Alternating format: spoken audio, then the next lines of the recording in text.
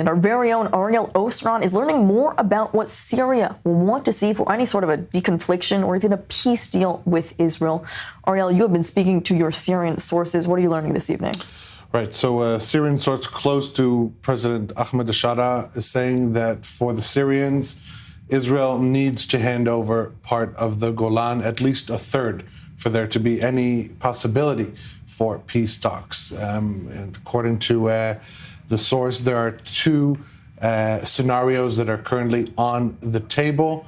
The first scenario sees Israel would retain strategic areas in the Golan Heights equivalent to 1/3 of the territory, handing over another third to Syria and leasing 1/3 from Syria for a period of 25 years. Now, according to the second scenario, Israel would keep 2/3 of the Golan Heights. Now, these are areas that Israel seized before the 1974 armistice agreement after the Yom Kippur War, not the territories that it seized after the Bashar al-Assad regime fell. Now, again, back to scenario 2, Israel keeps 2/3 of the Golan Heights, hands over the remaining third to Syria with the possibility of leasing it for also a period of 25 years.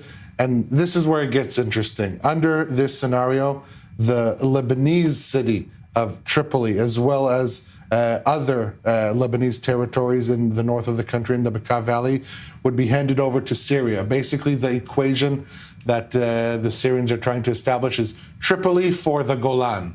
This is how they see it. Tripoli, the area of northern Lebanon, a Sunni majority, and so the lines over there were drawn by the French and the British and Sykes-Picot way back in the previous century, or 2 centuries ago. So they're trying to see this historic shift be fixed. Now, according to the Syrian source, the return of parts of the Golan beyond those seized by Israel after the fall of the Bashar al-Assad regime are critical for internal public opinion, and saying that domestically, Shara simply cannot move forward without Israel giving back at least parts of the Golan Heights. I want Yaakov's perspective on just a second when it comes to Israel, but what about Lebanon? We'll talk about Israel, how much they would agree to this, but would Lebanon agree to something like this? Look, to my understanding, this is the first they're going to be hearing about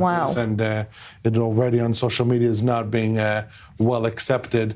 But and this also shows potential tensions that could be sparked between Beirut and Damascus, but it shows the intentions of the new Syrian government, that they are understanding, or they're seeking a regional role well beyond its current borders, and this could potentially spark some diplomatic spat between Lebanon and Syria, but ultimately this is what they're putting forth. Tripoli for the Golan, with Israel as the middleman.